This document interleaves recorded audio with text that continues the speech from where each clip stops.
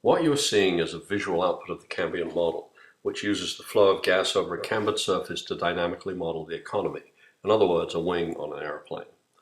The model is flying a simulation of the crash of '87 when the stock market dove off nearly a quarter of its value. Using the flight of an economy through an atmosphere of transactions, the model produces the same forces on the economy as aerodynamics on the wing. The four principal forces on the wing, lift, drag, thrust, and weight, relate directly to economic values.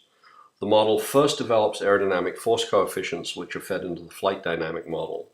The model calculates and logs all of the forces and their effects, and, based on its aerodynamic origins, it also produces the visual output that you are seeing on the screen. The numbers showing on the screen are velocity on the left and total asset value on the right, represented by altitude, and pitch angle or alpha in the middle. In the following slides, we will show the origins of the model, how it develops the forces driving the economy, and how it compares with actual economic data. We will also compare the force coefficients and income distributions of the US and Sweden, which produce some very informative results as to the nature of economic performance and stability. Finally, we will show model runs used to investigate the effects of the financial sector on stability, as well as the crash of 2008. Former Treasury Secretary Larry Summers recently said, "We've been flying out of the recession, but we've been flying out of it dangerously close to the stall speed, and doing something about that should be our top priority." His general analogy is correct, but next we will show you two visualizations representing the stall of the housing market and an economy in a liquidity trap situation like Japan, or in aerodynamic terms, getting stuck behind the power curve. The next clip shows the effects on the housing market of the subprime mortgages and Wall Street's derivatives and financial innovation. They created an artificial demand for housing, or more correctly, mortgages that could be securitized, which raised house prices dramatically. The trajectory of the model represents the rate of increase in the housing values on the run-up to the crash of 2008.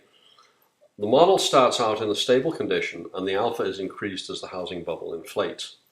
The actual value of the assets associated with the increased housing price is illusory, and the rate of increase in house value is simply unsustainable.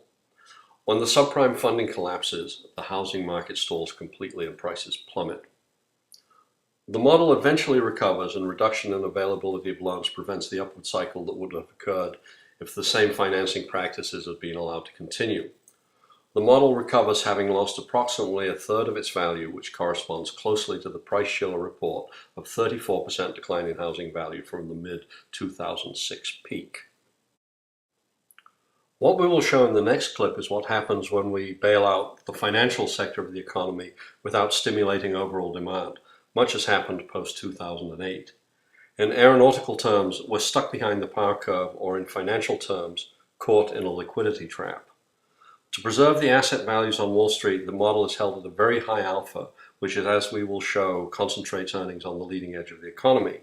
However, this too is an unsustainable condition, and even with the addition of significant stimulus, i.e. interest rates effectively at zero, the model continues to sink. The model is trapped in a condition where it can only recover by reducing the alpha, thus trading asset value for velocity, or incur debt and move stimulus expenditures into the present.